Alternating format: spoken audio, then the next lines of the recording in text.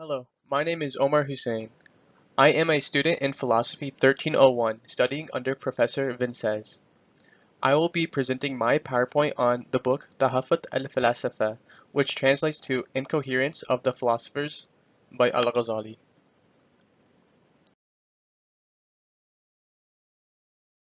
The content of this PowerPoint will be sectioned into three parts. Part 1, context, will be from slides 3 to 14. Part 2, Al-Ghazali, will be from slides 15 to 17. And Part 3, the actual book, Incoherence of the Philosophers, will be from slides 18 to 27. On the timeline, The Incoherence of the Philosophers was written in the Islamic Golden Age, which takes place after the fall of the Roman Empire, after the revelation of Islam, in tangent to the medieval ages, and preceding the ages of Renaissance and Enlightenment. The Roman Empire spanned from 753 BC to 476 AD, preceded by the Athenians and Spartans of ancient Greece. The Roman Empire rose to power by conquering the Greeks and soon after the Mediterranean, engineering Greek sciences and philosophies, and modernizing civilization. Their fall was causation of the empire dividing into the Western Roman Empire and the Eastern Byzantine Empire, fighting within the empire, competing empires, and the sacking of Rome. The Romans were known for their strong military might, a long-standing center of civilization, and being the largest empire of their time, heavily influenced by the Greeks in Hellenism, social structure, philosophy, natural sciences, trade, and art.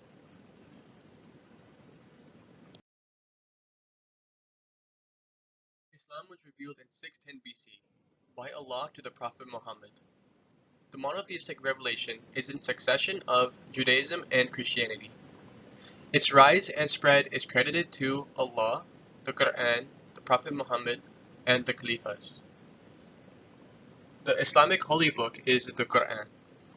The qualities of Islam are being peaceful, patient, kind, honest, generous, clean, seeking knowledge, having self-control, discipline, being forgiving, and repentful.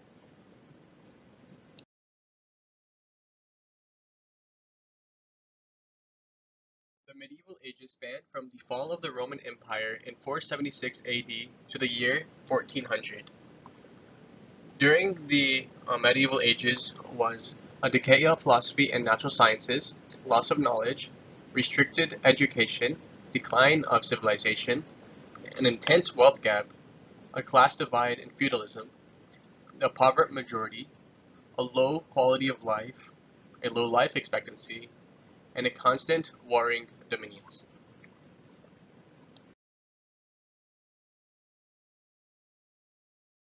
In 622 AD, Europe and the Islamic lands diverged dramatically, with Europe remaining in the medieval age and the Islamic lands achieving a golden age, eventually merging again in trajectory in the year 1400.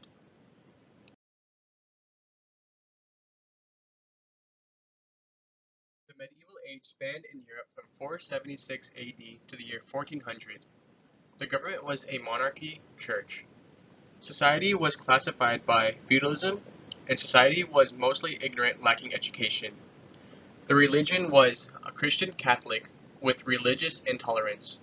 The political atmosphere was of local dominions, the Byzantine Empire, the Carolingian Empire, the Umayyad dynasty, and the Abbasid Emirates.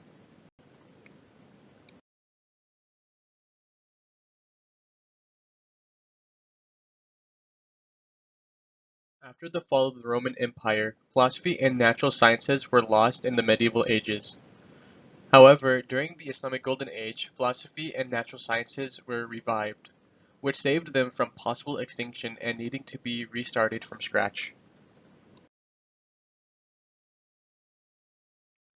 The Islamic Golden Age had the qualities of explosion of knowledge, open access to education, opportunities for advanced education, promotion of civilization, a commonwealth, a poverty minority, a high quality of life, a moderate life expectancy, religious freedom, being peaceful, and only fighting in defense.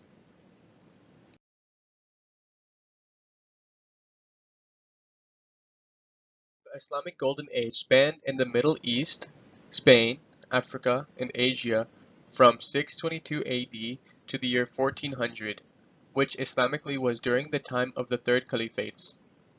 The government was a caliphate, sultanate. Socially, it was a time of Enlightenment revival and Islamic expansion, with Islam being the dominant religion, but in the lands people were allowed religious freedoms. The political atmosphere was of the Byzantine Empire, the Carolingian Empire, the Umayyad dynasty, and the Abbasid Emirates.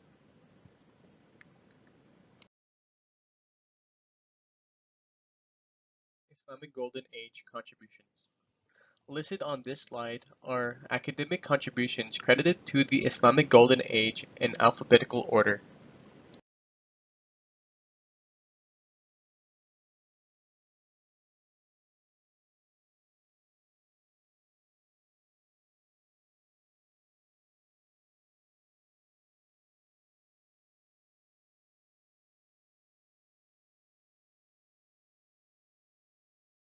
In the year 1000, during the Islamic Golden Age, the top 10 cities in the world in order from 1st to 10th was Cordoba, Spain, Kaifeng, China, Constantinople, the Byzantium, Angkor, Cambodia, Kyoto, Japan, Cairo, Egypt, Baghdad, Iran, Neyshabur, Iran, Al-Hassa, Arabia, Isfahan, Persia, with 6 of the 10 cities being Islamic capitals.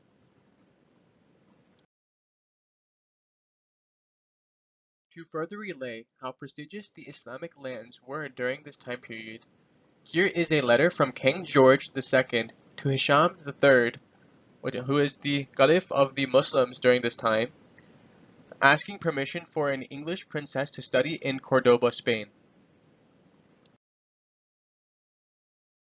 The message follows.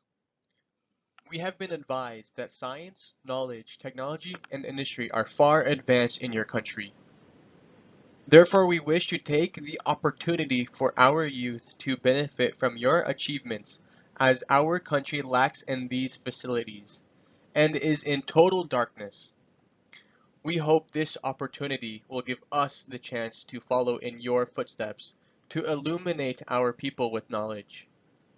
My niece, Princess Dorbrand, and a group of noble English girls seek the favor of your academic staff, with the honor of your favor to bestow upon us the opportunity to achieve our goals, and continues.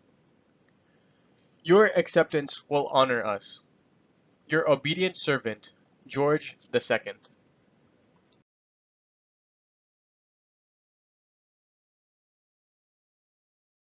During the Islamic Golden Age, there were two main schools of philosophical thought, Ash'arism and Averroism.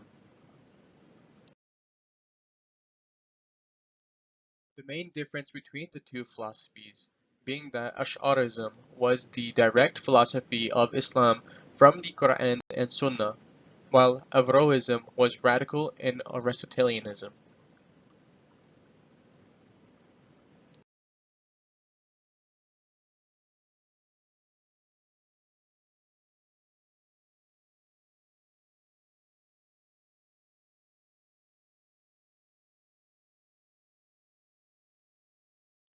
Motioning now into Al-Ghazali.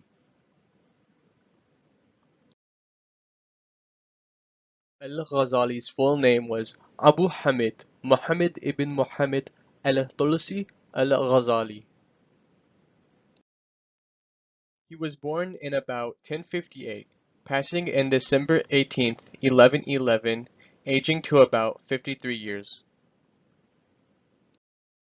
Al-Ghazali's profession was being a philosopher, Sufi scholar, and a teacher. He adhered to the Ash'arism philosophy taught by Al-Juwayni. He amassed the title of Imam Mujaddid, ranking above princes and viziers and caliphates.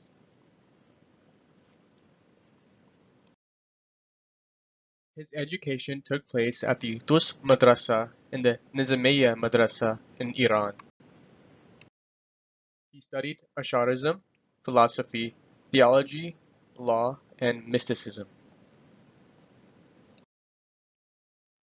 He has connections to his teacher Al-Juwayni, Sultan Malik Shah, Nizam al-Mulk, and the Caliphate court.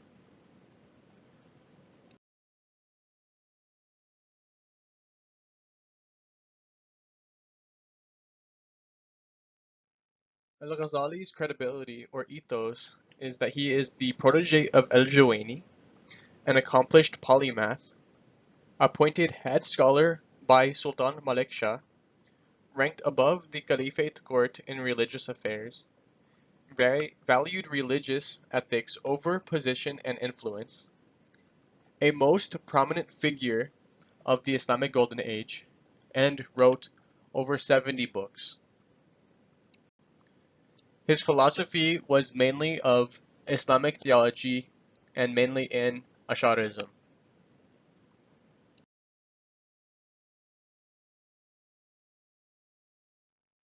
On this slide are some of the books written by Al-Ghazali.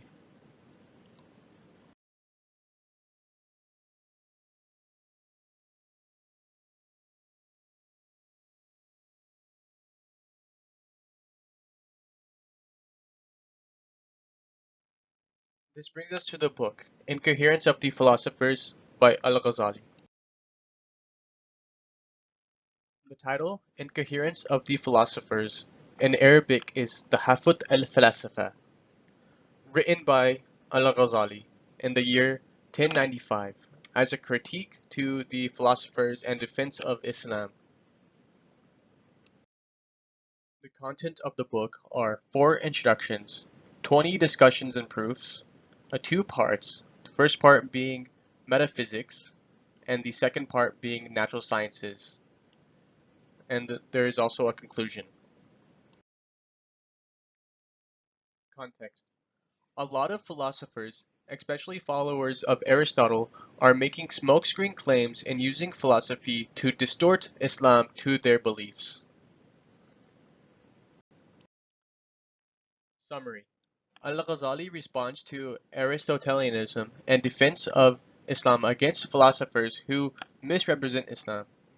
Al-Ghazali establishes the philosophical points of various philosophers and refutes them by demonstrating their logical incoherence using whatever counter worked regardless of if it coincided with his own beliefs or not.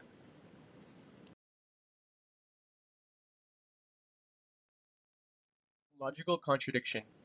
Definition. The conjunction of a statement S and its denial not S.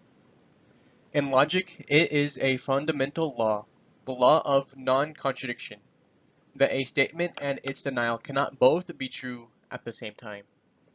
Examples. 1. I ate all the cookies and I did not eat all the cookies. They contradict. Example 2. Barry is related to Janet and Janet is not related to Barry. Both statements contradict. The relevance.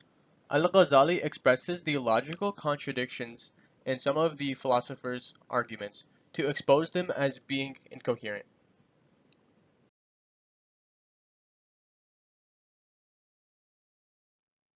Introductions. Introduction 1. Explains direct refutation to Al-Farabi and Avicenna. Outlines procedure and methods for his refutation. Al-Farabi and Avicenna follow Aristotle blindly. Aristotle's works lost authenticity in translation. They cannot prove what they set out to prove. Al-Ghazali accepts logical math and sciences. Introduction 2. What is Kalam and philosophy? How do they compare? Kalam and philosophy describe the same subject with different verbiage. Verbiage is equivalent. Most philosophical doctrines do not conflict with God. Doctrines that conflict with fundamentals of religion will be disputed.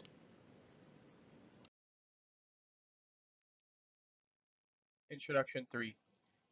Primary goal is to expose the errors of philosophers, not meant to establish a doctrine, only refute existing ones.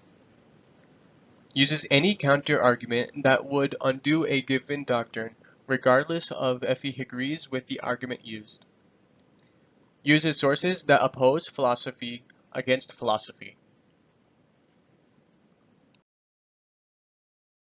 Introduction 4. Agrees that logical sciences should be studied. Disagrees with metaphysics. Studying science and logic is prescribed in the Quran. Logic is open to all, not reserved for philosophers. Metaphysics is unreliable to be proven because it denies God. Knowledge revealed by God is undeniable knowledge.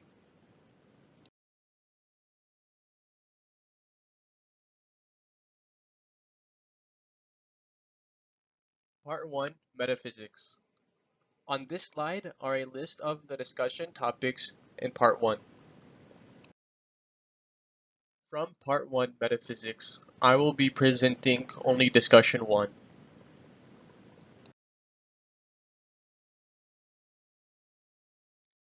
Discussion 1. Topic: Refuting their doctrines of the world pre-eternity. A counter. The philosophers disagree amongst themselves and with themselves. Snippet from Discussion 1. If I were to relate all the arguments advanced by the philosophers, and the counter-arguments which have been handed down to us, I should have to devote innumerable pages to the problem, but prolistically it is no good.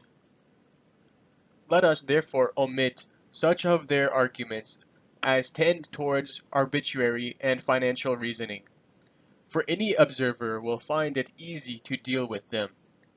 Our attention should be confined to those arguments which really appeal to the mind.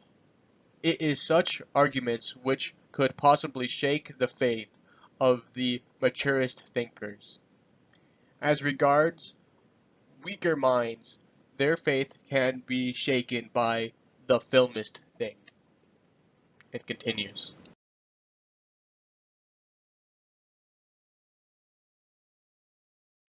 Part 2. Natural Sciences. On this slide are a list of the discussion topics in Part 2.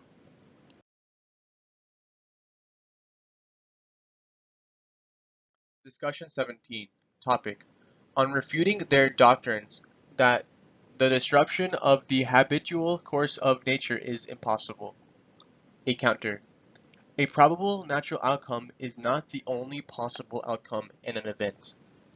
Snippet: The philosophers deny this possibility. Indeed, they assert its impossibility. Since the inquiry concerning these things, which are innumerable, may go to an indefinite length, let us consider only one example, viz., the burning of a piece of cotton at the time of its contact with fire. We admit the possibility of a contact between the two which will not result in burning, as also we admit the possibility of the transformation of cotton into ashes without coming into contact with fire, and they reject this possibility.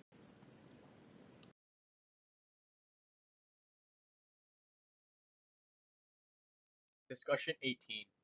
Topic: On refuting their statement that the human soul is a self-subsistent substance that is neither body nor accident. A counter: The human rational soul. Snippet: The consideration of this problem requires the description of their theory of the animal and human faculties. The animal faculties are divided by them into two, motive and perceptive. The perceptive faculties are of two kinds, external and internal. The external prescriptive faculties consist of five senses. The senses impress upon bodies. The internal perceptive faculties are three. Continues.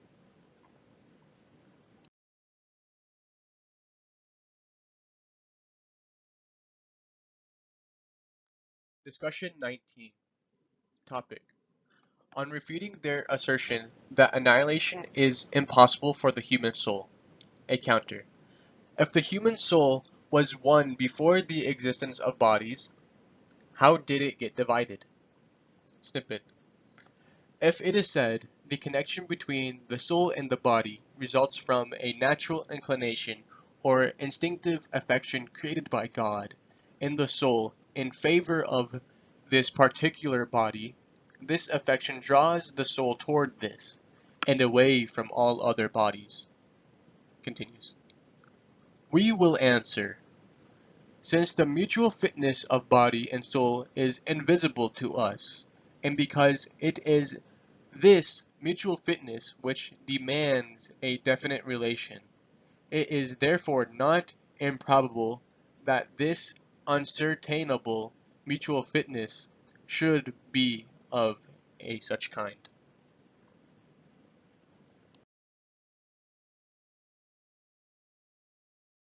Conclusion and impact. Incoherence of the Philosophers, or Tahafut al-Falasifa, had a remarkable impact on philosophy. First of all, revitalizing it, intriguing people to review the philosophies discussed in the book by various philosophers. Philosophers reviewed and revised their own philosophies, and reading this book today can help one realize flaws in philosophies.